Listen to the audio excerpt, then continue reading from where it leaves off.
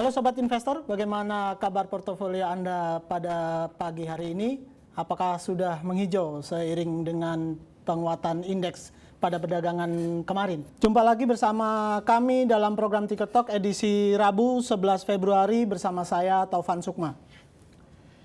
Sobat Investor, sebagaimana kita tahu indeks harga saham gabungan atau IHSG pada perdagangan kemarin Selasa 10 Februari 2026 berhasil melanjutkan tren positif dengan penguatan sebesar 99,87 poin atau 1,24% menuju level 8.131,74. Sebanyak 578 saham menguat, 153 saham melemah dan 227 saham bergerak stagnan. Keseluruhan transaksi melibatkan 43,2 miliar saham dengan nilai total sebesar 20,2 triliun rupiah.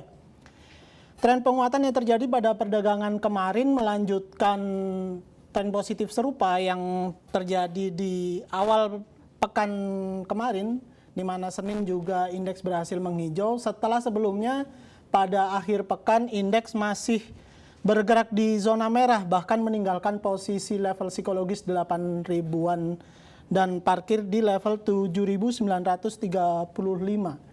Lalu apakah tren positif ini akan kembali berlanjut pada perdagangan pada pagi hari ini? Lalu juga apakah sentimen yang datang dari MSCI dan Moody's perlahan sudah mulai bisa ditinggalkan dan indeks mulai menuju ke level psikologis tertingginya. Untuk membahas hal tersebut kita sudah bergabung dengan Senior Vice President Head of Retail Product Research and Distribution dari PT Henan Putirai Asset Management, Mas Reza Fahmiriawan. Selamat pagi Mas, selamat bergabung. Pagi Mas Taufan, apa kabar? Alhamdulillah baik. Gimana Mas, portofolionya sudah mulai menghijau lagi atau masih wait and see? Masih menghijau, cuman lihat dulu ya. Ini karena masih agak jauh dari stabil kalau menurut saya. Lanjut. Nah, langsung saja karena sudah dibuka oleh Mas Reza sendiri bahwa sudah ada penguatan dalam 2 hari terakhir. Tapi seperti Mas Reza bilang, ini jauh dari kata stabil. Sebenarnya apa yang sedang terjadi di pasar pada 2 pekan terakhir ini? Oke, memang IHSG memang sempat rebound dan bertahan di zona hijau. Bahkan sempat menguat di atas 8.000 kemarin di 813 something ya. Terus kemudian tapi analis juga masih melihat bahwa sekarang ini supportnya masih ada di 7712 sampai 7.800-an Mas. Dan resistensinya itu masih ada di 8.280 sampai 8.460. Jadi kita akan melihat mereka angka ini akan kemana. Jadi artinya pasar memang bentuknya move on karena sentimen dan Moody's itu masih membayangi Mas. Karena kan outlook-nya kita sama-sama tahu diturunkan menjadi negatif oleh Moody's. Jadi penguatan ini lebih mencerminkan teknik akumulasi pada saham big caps. Jadi bukan hilangnya risiko fundamental. Jadi kita masih wait and see terhadap dua hal tadi yang paling penting Mas. Begitu Mas kira-kira.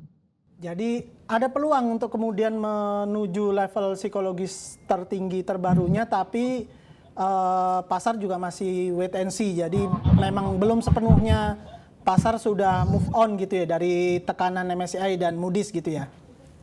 Betul. Nah, soal satu lagi yang menarik soal regulator dari dalam hal ini Bursa Efek Indonesia maupun juga OJK ingin segera meningkatkan posisi free float menjadi 15%. Tapi dengan posisi harga saham yang rata-rata sudah terdiskon cukup dalam, banyak emiten juga yang justru getol nih mulai buyback saham. Ini menurut Mas Reza seperti apa? Di satu sisi saham publiknya diperluas, tapi emitennya justru menarik kembali untuk buyback gitu. Oke, ini memang paradoks dari free float versus buyback ini agak seru ya, karena kan sebetulnya kan dengan menaikkan porsi free float menjadi 15% itu kan hanya untuk memperkuat kredibilitas dari bursa itu sendiri. Tapi malah sekarang banyak emiten justru melakukan buyback yang secara otomatis menurunkan jumlah saham beredar dan free float ya. Nah, tapi memang ke depan ini sepertinya kemungkinannya akan terjadi penyesuaian strategi strategi sih Mas, karena emiten dengan free float besar masih leluasa buyback. Jadi kita pengennya free floatnya dijaga, tapi mereka masih bisa bebas untuk melakukan free float. Tentu saja ini nanti penyesuaiannya akan kita lihat seperti apa. Tapi kita harus melihat kalau ini terjadi Mas, justru malah pasar saham itu akan jadi lebih kondusif karena free float terjaga dan mereka juga tetap akan melakukan buyback untuk pada saat harganya juga murah seperti sekarang ini Mas.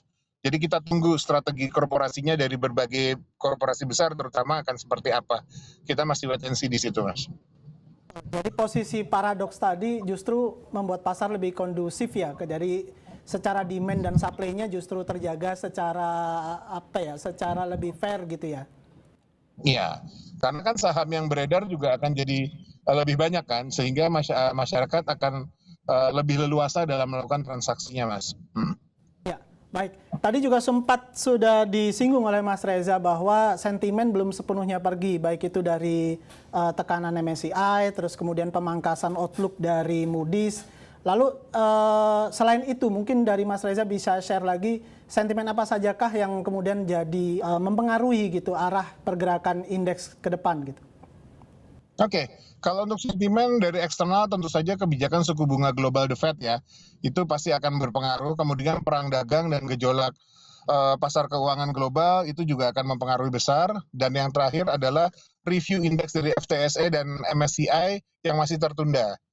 Itu dari eksternal. Sedangkan dari domestik tentu saja outlook Moody's yang negatif terhadap fiskal Indonesia itu harus kita cermati. Dan kemudian juga reformasi pasar modal terkait free float dan rilis data ekonomi Indonesia itu sendiri. Jadi sebetulnya banyak sekali Mas. Belum kalau nanti kita lihat juga dari sektor real harga komoditas, kita juga harus melihat dikaitkan dengan kebijakan pemerintah terkait subsidi dan utang BUMN. Jadi banyak sekali Mas faktornya Mas. Dan itu yang membuat kalau tadi saya bilang bahwa masih banyak yang harus kita cermati Mas. Kurang lebih begitu Mas. Jadi posisi wait and see ini benar-benar C-nya ini yang dilihat cukup banyak sehingga width-nya ini juga mungkin perlu waktu yang nggak terlalu pendek ya, butuh waktu yang pasar untuk kemudian melihat perkembangan dari MSCI, terus kemudian outlook ini akan seperti apa dan juga kondisi domestik gitu ya Mas. Ya, tapi memang kita harus lihat sekarang yang positif adalah harga-harga saham di bursa sudah banyak yang murah, sehingga sebetulnya akan sangat bagus kalau kita mulai koleksi. Tapi kita juga harus mempertimbangkan strategi, tidak harus lamsam dan sebagainya, itu harus kita cermati dengan baik, Mas. Tapi ini sebetulnya potensi, karena harga sedang pada murah-murahnya. Gitu, Mas. Selanjutnya masuk ke sana nih, karena harga sudah murah gitu. Ada banyak saham yang secara fundamental cukup kuat, tapi harganya sudah terdiskon cukup dalam. Secara spesifik, Mas Reza, ada nggak data-data yang mungkin secara sektoral atau bahkan saham-saham secara definitif, mana saja sih yang perlu dicermati, yang kemungkinan juga akan punya potensi ke dalam beberapa perdagangan ke depan gitu? Oke, kalau big caps banking jelas ya, beberapa kan mungkin kita tidak boleh menyebutkan nama emitennya, tapi bank-bank yang sangat besar, di 3 besar itu ada yang memang penyaluran kurnya juga sudah mulai kelihatan dari laporan keuangan di 2026-nya. Kemudian di energi dan komoditas juga banyak yang melakukan buyback dan juga ada banyak perusahaan yang mendapatkan ekspansi sampai ke luar negeri. Itu juga sangat bisa dilihat dari energi, big banking, kemudian juga untuk dari infrastruktur dan properti, kita juga bisa lihat sedang melakukan rebound. Dan tambahan rekomendasi mungkin beberapa di otomotif dan batu bara bisa menjadi, bisa dilihat juga Mas. Mungkin kalau untuk sektor kita bisa kasih tahu itu Mas. Oh iya. Nah, sedikit lagi sebenarnya menarik juga bahwa itu tadi kan disebutkan yang bahwa punya potensi sangat banyak gitu, dengan juga harga saham yang relatif sebagian besar udah terdiskon gitu.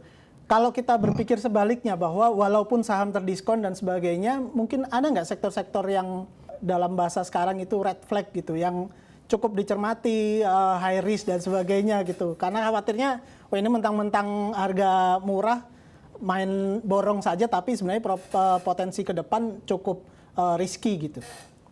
Ya, sebetulnya kalau menurut saya semuanya sekarang sedang diskon. Yang perlu kita pertimbangkan itu adalah kebijakan pemerintah. dan percepatan dari reformasi bursa terkait Moody's dan FTSE ini, Mas.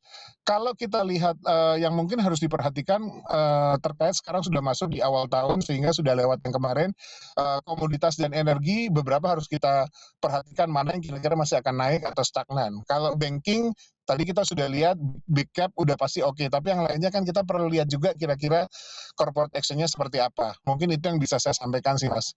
Gitu, Iya, karena baik. nggak ada istilah refleksi kalau sekarang ini. Karena yang kita butuhkan itu sebetulnya adalah narasi positif, Mas, gitu loh. Karena memang sekarang ini harga sudah diskon semua, gitu. Baik, baik, baik.